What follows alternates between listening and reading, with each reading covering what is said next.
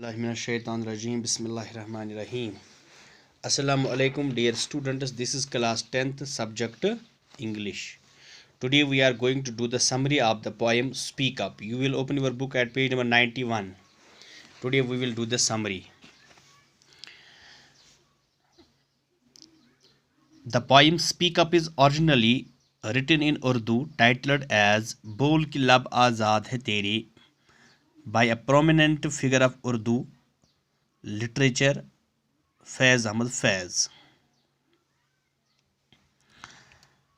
Dear students, ये जो poem है स्पीक अप, ये ओरिजिनली उर्दू में लिखी गई है और इसका उन्वान जो है बोल के लब आज़ाद है तेरी, ये फैज़ अहमद फैज़ ने लिखी हैं, जो कि उर्दू अदब का एक जाना माना शायर है. It has been taken from Faiz collection of poems Naqsh Faryadi. ये फैज़ के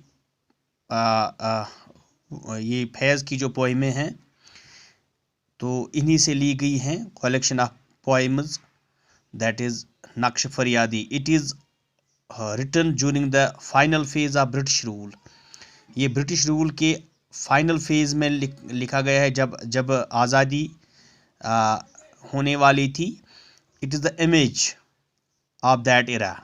ये उस ज़माने की, उस वक़्त की नक्श निगारी कर रही है, मंजर निगारी कर रही है. In this poem the poet calls upon his countryman to speak clearly and boldly against the inhuman treatment of the operation. तो शायर इस नज़म में अपने हमवतनों से ये कह रहा है कि आप खुलकर उस जुल्म जबर के खिलाफ बोलिए, अपनी ज़बान खोलें. He urges them that their lips are not sealed and have their own tongue with morality and soul. वो इनको कहता है कि आपका जो ज़ुबान है अभी बंद नहीं है, आपका मुंह अभी बंद नहीं है और आपकी जो ज़ुबान है अभी बंद नहीं है और मॉरलिटी के और आपका जो रूह अभी बाकी है. The poet creates the fierce of blacksmiths.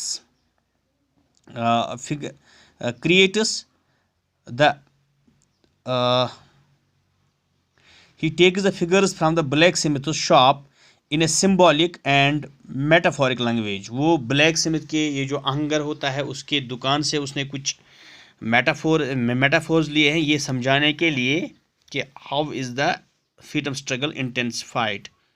He uses the metaphors or symbols और smithy, red hot, fierce flames, padlocks and fetters. जो उसने यहाँ मेटाफर इस्तेमाल किए हैं उनमें सिमिथी है. सिमिथी आप जानते हैं जो उस लोहार की भट्टी होती है. रेड ओन जो वहाँ उसका जो तनूर होता है, और फ्लेम्स और वहाँ जो शोले उठते हैं. पैडलॉक्स एंड फिटर्स जो वहाँ चैनज हैं.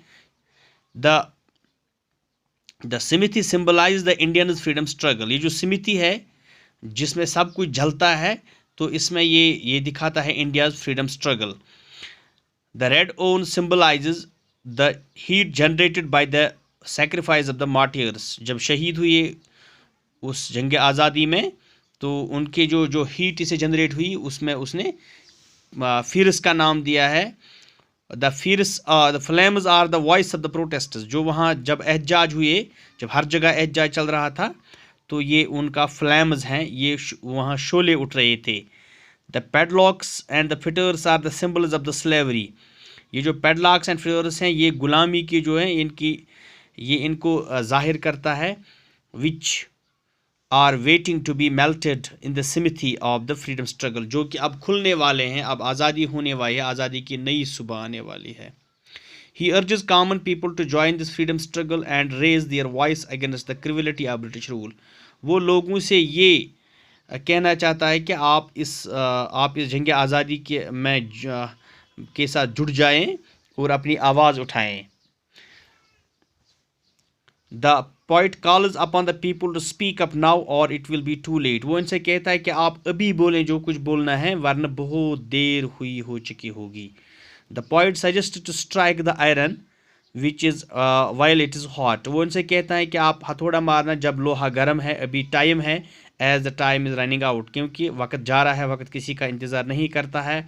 It is the right time to awake and break the chains of slavery. और यही मौजून वक्त है इन जंजीरों को तोड़ने का। ही also urges that truth is not या डेड, वो ये भी कहता है कि अभी सच नहीं मरा है, सच अभी जिंदा है। Therefore they should raise their voice against the slavery and expose whatever is hidden or buried in their hearts. वो इनसे कहता है जो उन्होंने अपने दिलों में छुपाया है, जो डर है, खौफ है, इनको भगा के अपनी आवाज़ उठाएं। तो डियर स्टूडेंट्स, ये थी इसकी समरी। इंशाल्लाह we will continue with the questions from tomorrow. Thanks.